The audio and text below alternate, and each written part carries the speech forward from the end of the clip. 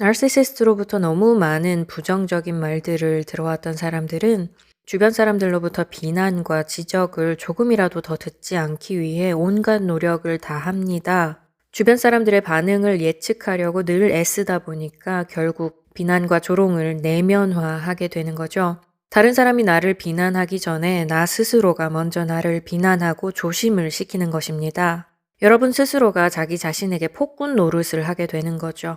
그 폭군은 계속해서 여러분에게 과거를 돌아보게 하고 미래를 예상하게 하고 걱정하게 만듭니다. 그리고 자신과 남들의 말을 하나하나 분석하느라 시간을 허비하게 만들죠. 여러분은 자기 스스로에게 나르시시스트의 역할을 하고 있는 셈이에요. 오늘은 이렇게 나의 내면에서 들려오는 비난과 지적의 말들에 대해서 어떻게 대처해야 할 것인가를 말씀드리려고 합니다. 두 가지로 나누어서 말씀을 드릴 텐데, 한 가지는 나는 생각이 너무 많아 라는 책의 저자 크리스텔 푸티콜랭이 책에서 제안한 방법을 제가 좀 더 응용해서 말씀을 드릴 거고요. 다른 한 가지는 그런 방법을 열심히 사용했는데도 여전히 그 비난의 음성이 계속될 때 그 비난의 목소리들을 오히려 긍정적으로 이용하는 방법을 알려드리려고 해요. 자, 먼저 첫 번째입니다. 우리 내면에서 한없이 우리를 깎아내리고 지적하고 흠잡는 그런 말들이 들려올 때 이것을 어떻게 하면 최소화시킬 수 있을까요?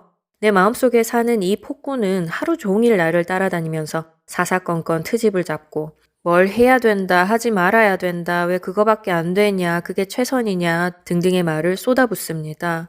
크리스텔 푸티콜랭은 내 안에 살고 있는 이 폭군에게 이름을 붙이라고 제안합니다. 영어로는 제프, 로버트 등등 다 된다고 하는데 우리는 한국 사람이잖아요. 그리고 나르시시스트의 목소리니까 나돌이, 나순이 이런 것도 괜찮을 것 같아요. 그렇게 이름을 붙이고 나서는 비난의 목소리가 들려올 때 이렇게 하는 겁니다. 나돌이 이제 그만 됐거든? 그만 닥고 꺼자 라고 소리를 지르는 거예요. 혹은 그냥 좋아하는 노래를 불러서 신경을 다른 데로 돌리는 것도 괜찮다고 합니다. 그리고 언제 나를 잡아서 내 안에 사는 이 폭군을 해고하고 환송회를 열어주는 거예요.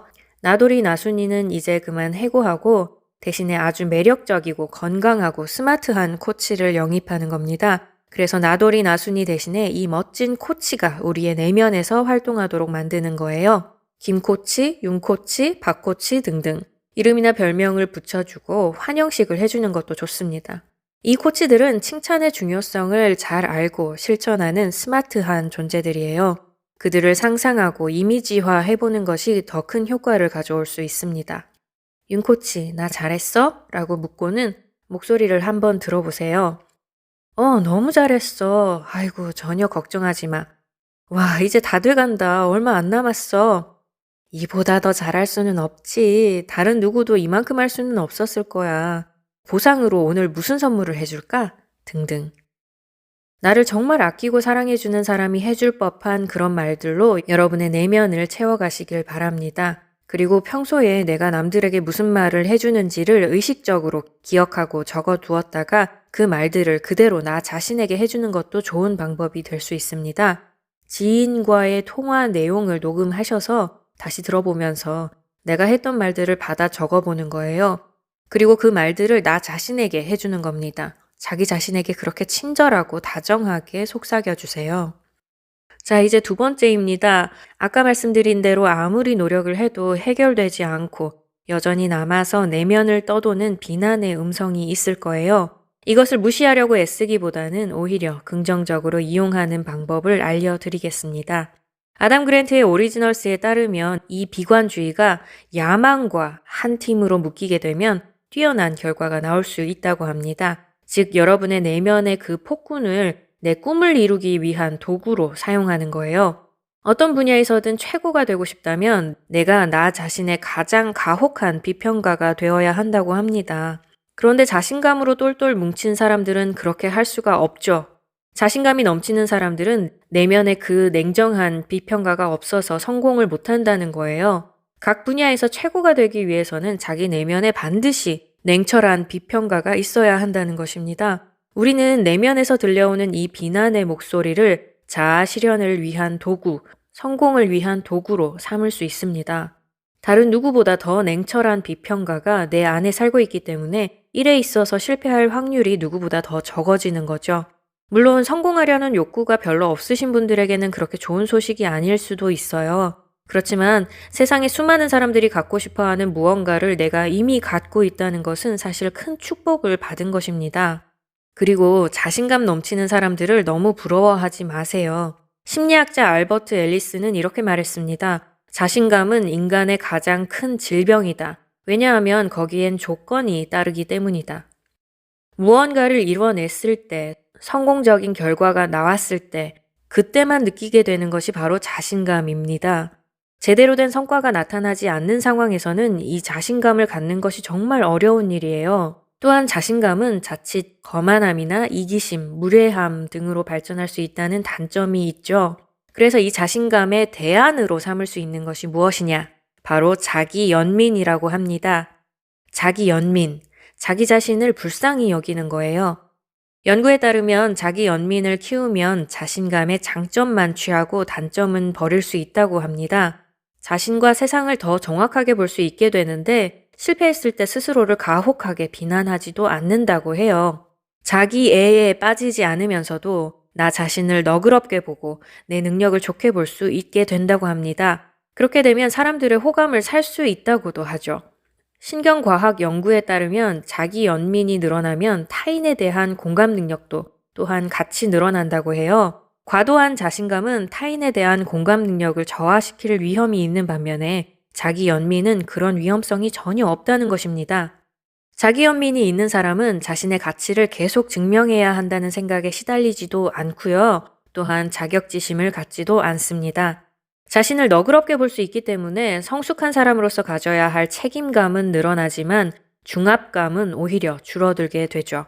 자신에게 자비를 베푸는 사람은 자책을 하지 않습니다. 그렇기 때문에 실패에 대한 두려움도 적어진다고 해요. 이렇게 자신을 너그럽게 보려면 어떻게 해야 하느냐? 먼저 나 자신이 신이 아니라 그저 인간이라는 사실을 깨달아야 한다고 합니다. 신이 아니라 인간이기 때문에 당연히 완벽할 수 없다는 사실을 인지해야 한다는 거죠. 나 자신이 단점이 있을 수밖에 없는 한낱 인간에 불과하다는 사실을 먼저 받아들여야 합니다. 완벽하려고 노력하는 것 자체가 사실은 무지에서 비롯된 비합리적인 행동이라는 거예요. 이런 생각을 갖게 되면 아까 말씀드렸던 내 마음속에 존재하는 멋진 코치가 너그러움까지 겸비하게 되는 겁니다. 그 코치가 나 자신에게 이런 말을 하도록 만드세요. 와, 이런 상황에서 이 정도 했으면 진짜 잘한 거야. 너는 신이 아니라 인간이잖아. 인간은 완벽할 수 없어. 근데도 이 정도까지 한 걸 보면 정말 자랑스럽다. 라고 스스로에게 계속해서 말해주세요. 자기 연민을 키우려면 이런 식으로 자기 자신과의 대화가 지속적으로 이어져야 한다고 합니다. 그리고 한 가지 더 말씀드리자면 심리학자들은 예지력과 창의력을 가진 사람들이 만성적인 불안과 불만으로 고통을 겪을 수밖에 없다고 말합니다. 여러분이 때때로 자기 자신에 대해서 그리고 지금의 상황에 대해서 불안하고 불만을 가질 수 있어요. 그럴 때마다 스스로에게 이렇게 말해주세요. 이렇게 느끼는 건 당연한 거야. 너는 예지력과 창의력이 뛰어난 사람이니까 이렇게 종종 불안할 수밖에 없어. 괜찮아. 너가 아주 멋진 존재라는 증거야. 여러 영상들을 통해서 말씀드렸듯이 남들은 정말 갖고 싶어도 갖지 못하는 것을 에코이스트가 가진 경우가 많습니다. 워낙 나르시시스트에게 오랜 기간 당해왔기 때문에 나 자신에게 잘못이 있을 거라는 생각에 빠지기가 쉬워요. 그렇지만 이제는 내 잘못이 아님을 확실하게 인정하셔야 합니다. 그리고 나는 왜 다를까, 나는 왜 이럴까 라는 생각으로 다른 사람들과 똑같아지려고 애쓰는 것보다는 이렇게 생각하셨으면 좋겠어요.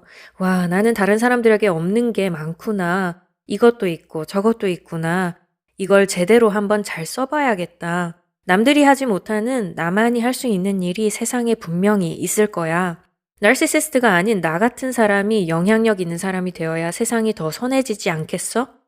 세상 각 분야의 모든 고지들을 에코이스트들이 점령하게 되기를 저는 너무도 바라고 있습니다. 그러면 각 분야에서 여러분에게 영향받은 사람들이 모두 힘의 논리를 버리고 수평적인 대화가 가능해지겠죠? 그리고 서로를 공정하게 대하게 될 겁니다. 여러분에게 영향을 받아서 거짓 없이 진실하게 삶을 살고자 노력하는 그런 사람들로 변화될 수 있을 거예요. 여러분의 모습을 곁에서 본 사람들이 여러분을 따라서 말하고 행동하고 선택하게 될 거니까요. 이 땅의 모든 아이들이 그런 세상에 사는 모습을 정말 보고 싶습니다. 엄마가 되고 나니 그런 생각이 더 간절해져요. 여러분도 많이 느끼시겠지만 세상이 점점 거짓으로 가득 차가는 것을 더 이상 두고 보기가 힘듭니다. 각 분야마다 나르시시스트들이 점령하고 있어서 생기는 일이 아니겠어요? 거짓이 아닌 진실이 지배하는 사회가 되도록 함께 꿈을 꾸었으면 좋겠습니다. 지금의 어른 세대뿐 아니라 어린 아이들, 청소년들에게 미칠 영향까지 생각하셔서 긴 안목으로 장기전을 각오하고 여유 있게 계획적으로 앞으로 나아가게 되시기를 바랍니다. 이 일을 에코이스트가 아니면 누가 할 수 있겠어요? 자, 오늘 이야기는 여기까지입니다. 여러분의 모든 문제가 다 해결되기를 바라면서 저는 또 다음 영상에서 뵙도록 하겠습니다.